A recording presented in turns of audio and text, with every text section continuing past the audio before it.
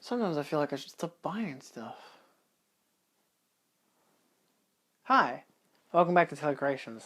I know I had a channel update saying that I was going to stop doing this stuff, but I enjoy doing videos where I actually show off what I get every month, so I'm going to start filming them in intervals where, instead of doing one whole big thing where I spend an hour standing here showing it all off, I'm going to just, show it off and then film another clip later on and then just reverse and reverse and reverse. So I'm going to be wearing different things in different positions throughout the whole entire video with different quantities of stuff. So let's show it all off, shall we? Mother of God, I don't even know what the fuck is new. That's the problem. First off, this came out, like I did a video on this ages ago, but I did get dead and buried. So this is for August. It is currently July 31st. See, I like to film the July videos in July, release it just before the end of the July, and then start filming the August stuff. So this is like between the end of July to the end of August. So Dead and Buried, 4K. I did a video on it. It's a good film. I suggest it. I got that new Steelbook for Scott Pilgrim that looks like shit. I actually really like the front cover. The gloss as well is quite nice, especially on his guitar and on the text in general.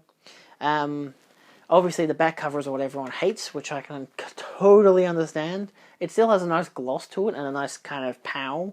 It just sucks that it's the wrong guitar, and I can't believe they screwed up that badly. So I can understand why a lot of people wanted to return their copies. So yeah, it's stuff on the inside as well. I wasn't going to initially take mine out of the plastic, but then seeing how it's still in stock at Zavvi, I'm like, I like to take my steelbooks out of the plastic, so let's just take it out of its goddamn plastic already. I also got the 4K set for True Romance. This is the limited edition Steelbook set.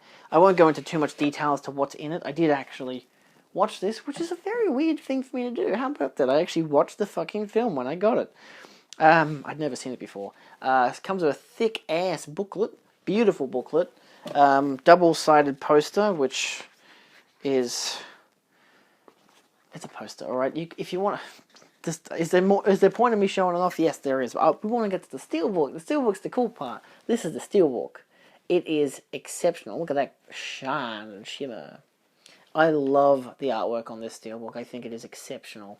The stuff on the contents on the inside as well, really goddamn cool. 4K looks amazing. The sticker, little tattoo sticker, which I like. Gonna let that focus. It's probably not going to focus. Who cares? Comes with a postcard, which is neat. And it comes with, like, the regular kind of cards for the film, where, it'll have that kind of jazz, but I don't think they're really worth showing off. They're not bad, but it's just little shots from the film, You've seen it before. If you've seen the film, you know what the shots are, that kind of jazz. If you haven't seen the film, I don't want to spoil it for you. This is probably one of my favourite pieces from it. We'll go show both posters right now. This is the poster for Coming Home in a Body Bag, a film within the film, which I did notice when I was, after watching it the first time, that it does actually say there that Rick Dalton, from Once Upon a Time in Hollywood, stars in the film. This is a commissioned artwork, so it's non-canon. Because they never made an official artwork for that film. It's just, like, referenced in it, as if it were a real film. So that's more or less the point, One of those films where, outlets will be like, oh, this should be a film that they should actually make, because that'll be funny, ha ha ha ha ha ha ha. Original and redone posters. I do like the original poster a lot more, but it's got a nice, I like the pinkness to it all. It's pretty. Of all the weird-ass things I ever bought in my life, I bought the VHS of Creature in the Black Lagoon. This is the Australian release. It does come with damage on the top. It's clearly worn as well, but it was better condition than the other one that was on eBay. It's not bad. I mean, it's pretty good. It's obviously got some dirt and scratches on it and whatever. But even the tape, it's in good condition, from what I can tell. So it's cute. It's cute, I didn't need it. I bought it for like $20. I definitely did not need it. I do have a VHS player. I will say that. I can't bloody operate it because it doesn't connect to my goddamn new TV anymore. But hey, I have it. Furthermore, I got the Touch of Evil, the Masters of Cinema release. It's a very weighty release because it comes with like a big ass booklet and 2 Blu-rays. But I've heard very good things, and I'm very keen to eventually watch it. I bought Ran in 4K, and it comes with a slipcover.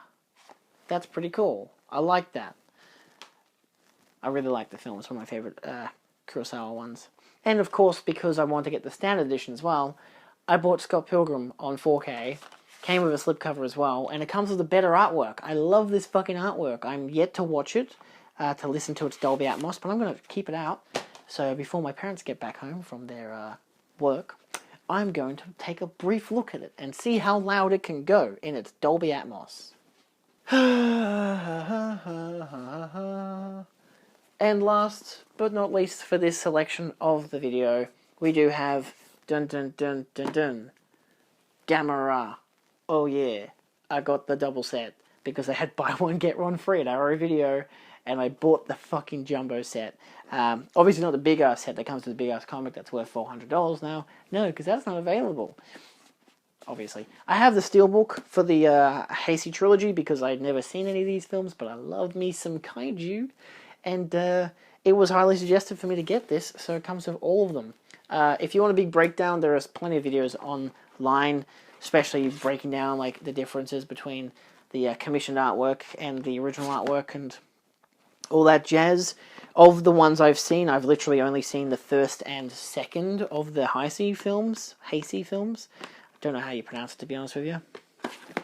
But I really dug them. I thought they were fantastic, especially Gamera 2. So, yeah. I really just wanted to get the box sets because they were big and they fit together so well. And I'm like, yeah. And I also got Gamera the Brave in it, so it's some good shit overall. Some good shit. Check out the lounge room, see if there's anything up there. Additional stuff. I got Jewel, the limited edition Australian Blu-ray, just from eBay. eBay? Yeah. It's like $20. I haven't yet watched it yet, but I did see the film like a few months ago on TV. So, and my dad actually bought the Paramount Presents for The Greatest Show on Earth and The Court Jester, which do look absolutely incredible on their transfers. So it comes in these wonderful sets that open up like a booklet, and it comes with that. I don't know if it's actually a 4K. It's 6K. This one's 6K. This one, the Court Jester, looks divine. I don't think it has a reversible sleeve. It has a digital code. The reversible sleeve is just that, which is a review about the film and some behind-the-scenes stills, which is interesting. I don't think it tells you if it's any region in particular. I think it's all regions. By the looks of it, it is. Because my dad didn't have to play it on any particular player, so I believe it's all regions. Which is pretty cool. That's pretty nice of Paramount. I like when, despite that they could do this whole, oh, I'm only going to do one region because I'm an American company. So they do that. Instead, these ones are like, no, actually, we're going to make it all regions. Got the big poster. And yeah, same deal on here. I think it's the same on the inside. I haven't really thoroughly examined these because they're my dad's. But yeah, no, it's the same ordeal on the inside with some stills from the film and some disc artwork. So there's a lot of stuff. There's a lot of films. To Catch a Thief, The Haunting, Roman Holiday, Trading Places, Airplane. Wow, there's a lot of good releases in there. So this is one of those things where it's like, this is a release I can get behind. Because then there's something like those Columbia sets. Whew. Those Columbia sets are big boys and I do not like them. But I did pre-order the second one because it comes with a lot of great films on 4K. So it's like $30 a film. So it's not bad. Okay, that's part one. On to part two. I'm going to forget about this transition, but here we go. So this is a continuation, because it's been like 2 weeks since I filmed what you've just seen. And we got quite a few things in. I have had quite an ordeal of mail and videos.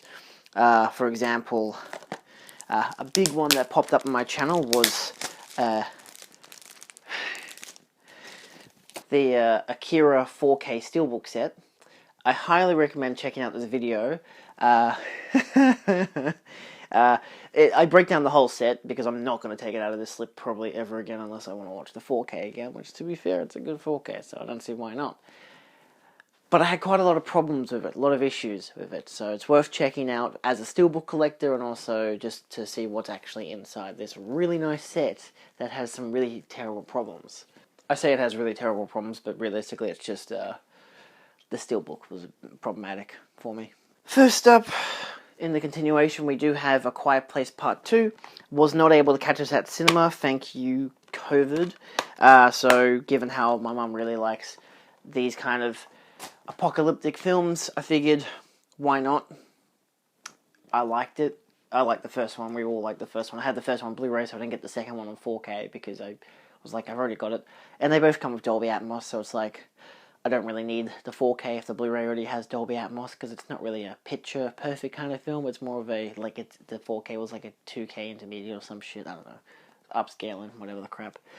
So anyway, continuing on, my dad got this one, Roman Holiday. This is the UK version, which is the remastered 4K and DVD set. It's not the... It's distinctly different from the American version, mostly because it comes with 2 discs instead of a digital code, and it comes with some more special features on the Blu-ray disc. I have actually seen parts of this, because while they were watching it, I did actually take a look, and it looked quite nice. However, I did see the exact same remaster on the Criterion channel at the end of last month, which was gorgeous. I'd never seen the film before. I know my dad wanted to buy it, but it was on the Criterion channel. I'm like, well, I'm already paying for the channel, I might as well buy it. And it was like 11 PM on a Saturday night, and I was going to leave the channel the next morning, so I figured I'll just watch it now. And I really liked it. This is a really good film and a really nice transfer. Personally, I'd suggest the UK version because it does come with a DVD, but it does come with the special features as well. I don't know how many special features the US version has, but it's the same transfer, and it's worth getting if you want to get any transfer of it. This does have a slipcover as well, so that's a nice thing. So yeah, I think the Roman Holiday was in like the Paramount Presents set or something. That was like the special edition version they had, whereas this one's just a slipcover variant, which is nice.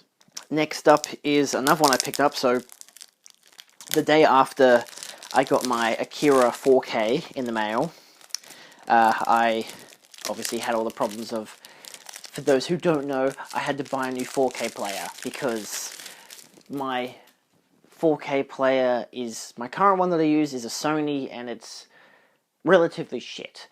It's pretty good, it's all regions as well, but it does, you know, when I watch some 4Ks, it'll glitch up or skip through scenes or whatever, because it can't read discs very well for 4K, sometimes, not every time, but sometimes. So I got a better player, which is the Panasonic, I got the Panasonic UB820, which is like one of the best ones on the market, next to like the UB900. I got the 20 just because it was like $300 cheaper. And it comes with Dolby Vision and HDR10+. It's like got everything I need for like the next 10 years. I just need to upgrade my TV so I can watch Dolby Vision, because my AV player plays Dolby Vision, my TV player only plays up to HDR10, but so it doesn't play 10+, and it doesn't play Dolby Vision. So that's a thing. Anyway, on the same day, I did get A Quiet Place in the mail, and I got this baby. This is Malcolm. I actually got this for free because I was buy 2 get 1 free, and 2 of them I was waiting for their release. That would be The Quiet Place and the next one I'm going to show. So I got Malcolm. It's a classic Australian film. Pretty decent cover, umbrella version. Comes with a bunch of special features on it, which is nice. It's a quirky Australian film. It does have a reversible sleeve on the inside, which is really nice. We had watched this film, I don't know, maybe a year or so ago. It was just on telly, I think, and it was really fun. So yeah, it's wholly worth it as a fun little like Australian film from like the 1986. Yeah. So, yeah, hopefully this remaster, I don't know if it's a remaster per se, but hopefully this transfer is quite nice. It's still got mono audio, but, yeah, we'll see how it goes, eh? It's not one I don't think I'll watch anytime soon, but it's one of those films I'm just like, I'm just happy to own it, because it's a really nice Australian film, so, you know. I know, it seems weird. Why are you only opening these now? I've been really busy this past week and a bit since I got a lot of these, so I haven't actually been able to open a few of these. But this is the real one that I wanted to get, and luckily I got the slipcover variant, because they're the limited edition ones. But this is, in fact, Stephen King's Dead Zone. This is the imprint variant. Take out, so you got the sleeve, which is, oh my god, it's kind of glossy, so I don't really want to touch it too much, but yeah, it's got a really nice cover. Obviously a bunch of special features on the back there. It's got what, 1080p presentation from a 2K scan of the original negative, that kind of stuff. It's got a whole bunch of special features. This is your inside sleeve, which is nice. I gotta readjust that a bit because it's just a bit out. Anyway, and that's your inside. You got the imprint number 60 disc. You've got what looks like someone dying. It's just Christopher Walken. I'm sure he's fine. I'm sure he's fine. It's a nice set. It's a nice set indeed. I'm keen to watch it. I do like a lot of these imprint ones. Sometimes they don't always come with like great special features or anything, but it's a nice little set. That's for sure. Next up, we have one. I bought a free pack, actually, that's literally the next one I'm going to display. 2 Criterions and a classic Godzilla-esque thing. I got Eyes Without a Face. I bought this for, I don't know, it was about $40, I think, 35 to $40. I think it was 35. But I'd seen it on the Criterion channel earlier this year, and I'm like, you know, sometimes their films go out of print, and it's a really nice film, but I also don't know how much longer I'm going to have the Criterion channel for, because my VPN is set to expire in September, so I'm kind of like a wee bit concerned. So I was like, look, there's a few great films that I've watched on it. This is one of them. This is one I've been wanting to watch for years. So I figured, bugger it, let's get this 1960s bad boy classic on disc. It's got a really nice set to it. It's got a booklet as well. I don't think there's much to show off in the booklet. It's mostly just, you know, you got your essay and stuff. You got some images throughout the film. Luckily, visually doesn't spoil anything. Got the classic look. It's a great mask. It's a really fun film, especially for a French film. Like I really dig old foreign horror films. It's one of my weirdly niche genres. Like I love 80s horror films, but they're mostly like, you know, American or Europe or like British, mostly American. But something like this I really dig. So it's just fun. It's just fun. It's like kind of Little Souls. Actually, I think they were both released in the same year anyway. But yeah, it's good shit. I love these old films. That's why I love Criterion so much. They just redo these old films, and it's fantastic. And I will note, because only recently have they announced the 4K UHDs for a lot of films, including Citizen Kane, which I'm really keen to get, because I don't have a Blu-ray of that. And what was the other one? And yes, I do like the cover of Citizen Kane. I know a lot of people are being like, what the fuck, the artwork's so shit. I'm like, I like it. I think it looks cool. It's classic for the film. It works. Because I never really liked the big poster that they had on like the DVD, which is like him looking at a big picture of himself. I'm like, cool, egotist much? He is, but still. But the Mulholland Drive in 4K UHD saves me having to get the regular Criterion, so thank God I didn't buy that. So I'm keen for that. I don't know if they're going to do a Studio Canal release as well, but they're going to do a Criterion, which is usually going to be better, so hopefully that turns out really well, because Arrow Video has been dabbling in 4K UHD, and some of theirs has been really fun.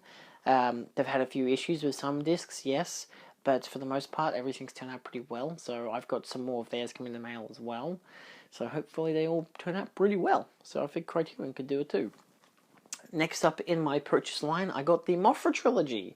Yeah, this is the Rebirth of Mothra, Rebirth of Mothra 2, and Rebirth of Mothra 3. I don't know why I had to say all of that. It's the Rebirth trilogy in the classic slim case Toho collection. I think it's region A. just a double disc set with a picture of Mothra behind it. And yeah, I have never seen these before. I've got a lot of these films on my computer as really dodgy copies, so I figured, look, it's about time for me to collect more Godzilla. Of course, in line of that, I'll show off this, given how this is also in line. I have 3 of the Eastern Eye Australian sets for the DVDs of Godzilla. But the Heisei series, or Heisei series, it does not include the first 2 films. Godzilla 1984, which is coming in the mail, courtesy of Amazon, so it's going to take fucking forever. And Godzilla vs. Biollante, which happens to be really expensive. The Blu-ray is like $300, and the DVD goes for $60 upwards. Luckily, this person had a best offer availability, and I got it for $40. So it's still a lot, but for what is considered one of the best Godzilla films out there, it comes with making a Godzilla vs. Biollante behind the design. It has 5.1 DTS original Japanese, 2.0 DTS Japanese, and 1.0 Dolby Digital English language. Yeah, you're gonna watch the English translation of a Japanese fucking Godzilla film? I don't think so. And of course, 3 different versions of subtitles for English translation of on-screen text, subtitles translated from original Japanese dialogue, and STH subtitled to match English audio track. But yeah, so this is Region 1, so it is the American version. I got it from it actually says Godzilla vs. Biollante on the top. I had to put a knife through the top of that because I didn't want to rip off the goddamn, to fuck up the cover. So it did seem a bit dodgy, but from what I can tell, it looks fine as a case, as a film. So it looks like a Japanese Godzilla film. It does have Miramax and all that logos on it, so I'm concerned it might be, it might have an Americanized version. I don't know. It's 104 minutes. My hope is that it's good. My hope is that it works. I like how it says PG for traditional Godzilla violence, because it's just a bunch of dudes and puppets in costumes and shit. So yeah. That one I'm really keen to watch. Hopefully it turns out to be a decent transfer despite being a DVD. There's a lot of Godzilla films that haven't gotten Blu-ray releases yet. Or affordable Blu-ray releases. And for now, last but not least, I don't know if I'll do another video if I have more stuff coming next week. We'll see. But this is Silence of the Lambs. I figured, bugger it, I really wanted to get it. I already have the regular Blu-ray, but I wanted to get the Criterion because I love the set design. This is a 4K transfer, not a 4K UHD at all.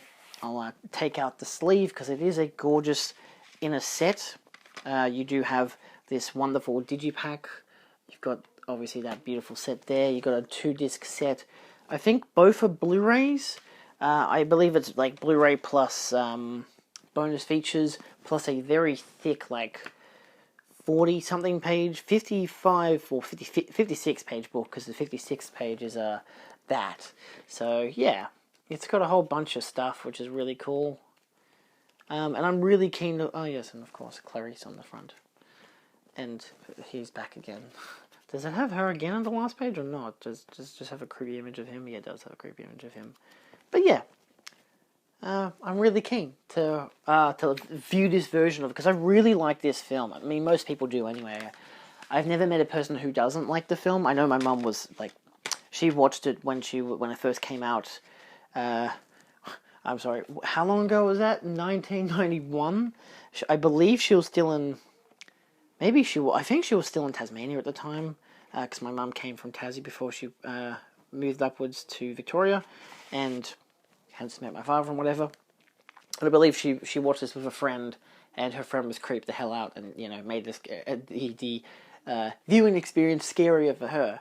My retrospective of that is my friend Pierre, who edits some of my videos sometimes.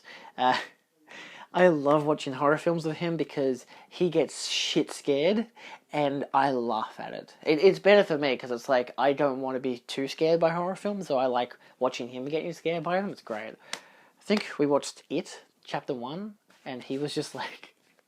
I think he was like shitting himself when he was like, oh, it's a clown, oh. He's not scared of clowns, it was just scary, and I was laughing my head off. It was hilarious. I thought the whole film was dumb, but I loved it. I thought it was really fun. Anyway, that I believe is it so far. It's really hard to tell because a lot of these are in stacks from like my dad taking stuff off the shelf and watching them and then putting them back, and it's just kind of becoming a mess.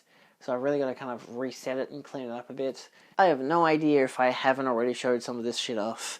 But I just hope that for the most part, because that's the problem with doing intervals, is that I forget what I've shown off, so maybe I should write a list of this one for the video, this one for the video. Nevertheless, if this is the final part of the video, then thank you so much for watching. If you've enjoyed, feel free to like, share, and subscribe for more. I do like still showing this stuff off because I do like buying Blu-rays and 4Ks and Steelbooks, and trust me, there's a lot more that I have coming in the mail. But of course, stuff takes time, and constant lockdowns means constant, delays of stuff. But yeah, look, in the end, it is what it is, and I'll see you next time on Telecreations. Adios. Also, do you like my new Godzilla shirt? My mum got it for me from Uniqlo. That's a microphone, if it wasn't obvious. So yeah, it's got the Godzilla. It's cool. It's basic, but it's nice. I like it. It's cool. See ya. Whoa. Haha. Hee hoo hoo.